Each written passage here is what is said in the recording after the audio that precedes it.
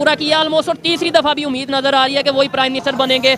उधर नारे लग रहे हैं बार बार मोदी सरकार, तीसरी बार मोदी सरकार। क्या समझते हैं, क्या वजह वो अपने प्राइम मिनिस्टर से मोहब्बत करते हैं, या उन्होंने काम ही इतना कर दिया पब्लिक के? जितने भी आपकी बड़ी इंडस्ट्री पड़ी हुई है उसके ना सब में मुसलमानों का रोल है, बहुत बड़ा रोल है, और वो नरेंद्र मोदी को पता है। वो क्यों करे भाई, वो इंडियन है। अगर आप नरेंद्र मोदी की गवर्नमेंट की बात करें तो मेरे हिसाब से उनकी जो पॉलिटिक्स है वो काफ़ी हद तक डर्टी पॉलिटिक्स है।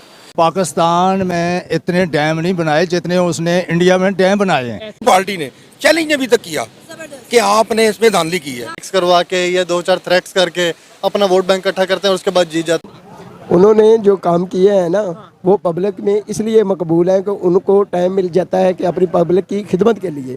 सबसे बड़ी जमहूरियत इंडिया की।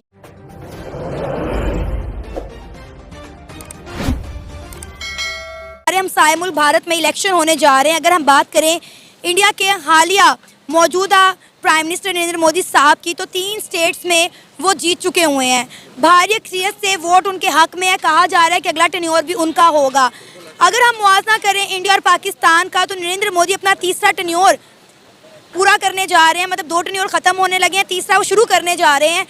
उसके बाद अगर हम बात करें पाकिस्तान की, तो पाकिस्तान में कोई एक भी हमारा लीडर ऐसा नहीं है जिसने 5 साल अपना टेन्योर पूरा किया हो। होगा भी नहीं मैंने कहा। हाँ, उसकी बेसिक वजह ये है कि इंडिया में अब तक मेरा ख्याल जो है ना तकरीबन 16 बार जो है ना वो प्राइम मिनिस्टर चेंज हुआ है। इतना बड़ा मुल्क और 16 बार उसके प्राइम मिनिस्टर चेंज हुए। और मैंने आज इत्तेफाक से मैंने एक वीडियो उसके बारे में देखी है कि उनके जितने भी अब तक इलेक्शन हुए ना, किसी एक इलेक्शन को किसी भी पार्टी ने चैलेंज अभी तक किया कि आपने इसमें धांधली की है। जबकि हमारे यहाँ पे अगर आप 2/3 मेजॉरिटी भी ले लेते हैं ना तो उसके बाद भी आप पे उंगलियाँ उठती हैं। या अगर आपने फ़र्ज़ किया किसी भी तरीके से जीत जाते हैं, जिस तरह बॉक्सेस भी गायब हो जाते हैं, और उसके बावजूद भी ना आप पे उंगली उठती है कि यार जिस टाइम इमरान खान के लास्ट में हुआ था तो 4 दफ़ा 4 सीटों पे इन्होंने जो बकायदा है ना वो स्टे लिया था कि यार हम इसके ऊपर केस करेंगे। तो कहने का मकसद है कि जहाँ पर आपका वोट का जो सही इस्तेमाल है उसका ही नहीं पता। अभी आप इन लड़कों से पूछ लें जितने भी यहाँ खड़े, मेरा ख्याल है इसमें 70% आपको लोग ये कहेंगे यार हमने वोट ही नहीं देना, क्योंकि लोग उकता चुके हैं। अब मुझे बताएं ना कि इंडिया में देखें सबसे बड़ी जमहूरियत इंडिया की है, ठीक है।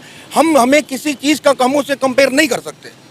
मोदी जब आ रहा था, जब नरेंद्र मोदी इनका प्राइम मिनिस्टर बना था, तो यहाँ पे हमने प्रोपेगेंडा किया कि जनाब हमने इंडिया अखंड भारत बनने लगा, ये होने लगा, वो होने लगा, और हम मोदी ये ऐसे कर देगा। वो तो मुल्क ऊपर उठा के ले गया, यहाँ तो बेड़ा कर दिया मौका। ये सारे नौजवान खड़े, सारे पाकिस्तानी हैं, किसके पास रोजगार है? किसी के पास नहीं है। बताए ना मुझे किसके पास? वहाँ तो काम करने के लिए लेबर नहीं मिल रही। सारी एक्सपोर्ट इंडिया की जा रही है। दुबई के अंदर, मैं खुद भी, दुबई के अंदर जितने मेगा स्टोर हैं, जो बड़े मेगा स्टोर हैं, यहाँ तो मेगा स्टोर आपको 2-3 बड़े बड़े स्टोर हैं, वो ना होने के बराबर है। उनके जो मेगा स्टोर मैं आपको बता रहा हूँ ना, वो इतने बड़े मेगा स्टोर है कि वो पाकिस्तान की आधी इकॉनमी वो खुद चला सकते हैं, इतने बड़े मेगा। उन मेगा स्टोरों के अंदर जो 75% सामान है ना वो इंडिया का पड़ा हुआ है। आपको पता है कि नरेंद्र मोदी साहब ने कहा है कि अगला टेन्योर उनका आएगा तो मज़ीद इंटरनेशनल मार्केट जो है उनकी वैल्यू बढ़ेगी, इंटरनेशनल इन्वेस्टर जो है वो इंडिया में आएगा। ऑलरेडी पूरी दुनिया देख रही है कि नरेंद्र मोदी के 2 टेन्योर्स में भारत कहां से कहां पहुंच गया, चांद पर पहुंच गया, सूरज पर पहुंच गया। आप मुझे ये बताएं, अगर अगला टेन्योर भी नरेंद्र मोदी का आ जाता है तो इंडिया की कामयाबी का नेक्स्ट लेवल क्या होगा? मैं बता रहा हूँ, अमेरिका को टक्कर दे रहा है। और मैं देखिए, आप ये देखिए कितनी बदकिस्मती हमारी कि एक तरफ चाइना है जो दुनिया की दूसरी बड़ी इकॉनमी है, एक तरफ हमारे इंडिया बैठा हुआ है जो मेरा ख्याल है कि शायद अब कुछ ज़माने में जाकर इंडिया को टक्कर देगा, चाइना को टक्कर देगा। अब वो भी तरक्की, और हम तो बीच में फंस गए। हम तो न 3 में रहे न 13 में। हमारा तो देखिए, हमारा तो, मैं कह रहा हूँ कि इतने अफसोस की बात है कि हम अब तक कागज़ के फूल जो है ना, कागज़ के फूल वो चाइना से इम्पोर्ट कर रहे हैं। मतलब हमारे बेशर्मी की इंतहा देखें आप कि प्लास्टिक के, जो मेरा ख्याल है कि मैं 2 दफ़ा बच्चों को बताऊँ बनाना शुरू कर दें।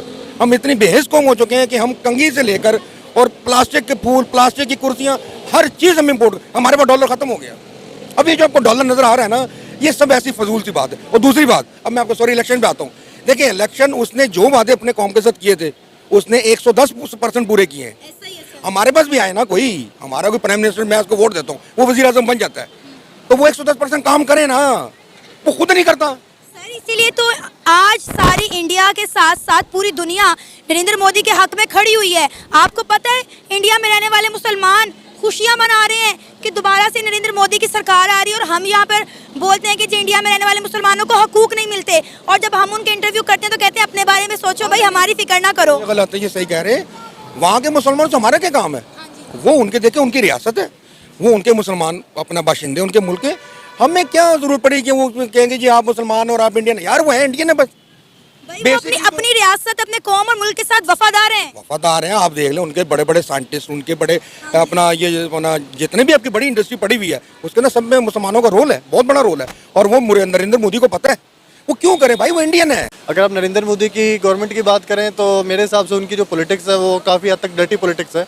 ठीक है, उन्होंने जब भी इलेक्शन जीतना होता है तो पाकिस्तान के ऊपर वो जो है ना 2-4 अटैक्स करवा के या 2-4 थ्रेट्स करके अपना वोट बैंक इकट्ठा करते हैं और उसके बाद जीत जाते हैं। सर अभी तक तो ऐसा पाकिस्तान में कुछ नहीं हुआ और वो 3 स्टेट में जीत भी चुके हैं। आपको याद होगा कि एक मरतबा उन लोगों ने आज़ाद कश्मीर की तरफ से जब वो कहा गया था कि दरख्तों पे उन्होंने जो है ना बम गिराए थे, तो वो भी तो नरेंद्र मोदी ने किया था जब सेकंड टाइम उन लोगों ने अपना वोट बैंक इकट्ठा करना था। तो वो ये चीज़ें करते हैं, ठीक है। और टू बी ऑनेस्ट अगर आप मेरी ओपिनियन मांगेंगी तो मैं नरेंद्र मोदी को कोई अच्छा लीडर नहीं समझता। नहीं और पूरा किया ऑलमोस्ट, और तीसरी दफा भी उम्मीद नजर आ रही है कि वही प्राइम मिनिस्टर बनेंगे। उधर नारे लग रहे हैं बार बार मोदी सरकार, तीसरी बार मोदी सरकार। क्या समझते हैं, क्या वजह वो अपने प्राइम मिनिस्टर से मोहब्बत करते हैं या उन्होंने काम ही इतना कर दिया पब्लिक के लिए?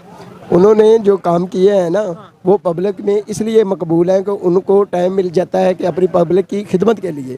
हमारे जो प्राइम मिनिस्टर जो भी आते हैं यहाँ पे, या तो उनको आर्मी फारिग कर देती है या तो फिर अवाम के सियासतदान उसको खींच कर बाहर फेंक देते हैं। अवाम तंग आ जाती है। उनसे कैसे तंग आ जाती है? सिर्फ उनके तरीकाकार गलत होते हैं जिसकी वजह से अवाम तंग आकर उनको बाहर निकाल देते हैं। अगर अवाम तावन करेगी सियासतदानों से, सियासतदान तावन करेंगे अवाम से, फिर भाई ये काम चलेगा। फिर उनको टाइम का भी फ्रेम टाइम मिल जाएगा।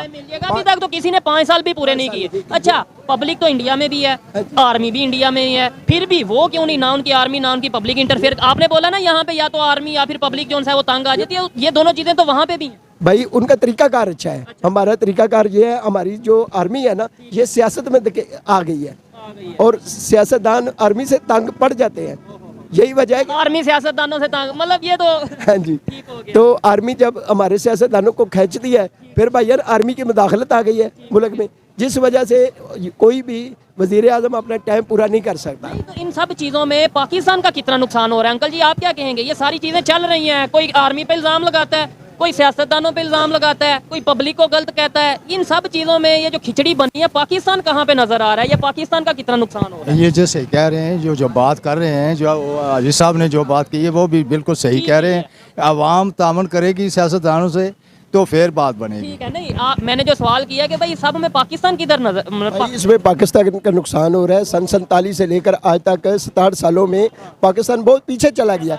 ये दकन पील की वजह से साथ बने थे जो हमारे साथ, मतलब जिन्होंने, मतलब अगर इंडिया की हम बात कर रहे हैं जैसे, वो किधर के किधर वो आइडिया है? बिल्कुल है। ये इंडिया हमारे पाकिस्तान से एक दिन बाद में वजूद में आया। आज वो तकरीबन कम अज़ कम हमारे मुल्क से 50 साल आगे निकल चुका है। 50 साल भी आपने शायद कम बताया, 100 साल आगे। और जो आप कह रहे हैं एक दिन बाद में, वो तो शुरू से ही था। हिंदुस्तान तो शुरू से था, हम अलहदा। ये हम क्यों पीछे रह गए? ये खिचड़ी दकम पील की वजह से हम पीछे रह गए। टांग खींचने में मसरूफ है। और पाकिस्तान क्यों पीछे रह गया? ये सिर्फ इनकी नलायकियों की वजह से पीछे रह गया। अगर ये मिलजुल कर काम करें और एक दूसरे पर इत्मीनान करें तो हम आवाम भी खुशहाल, सियासतदान भी खुशहाल।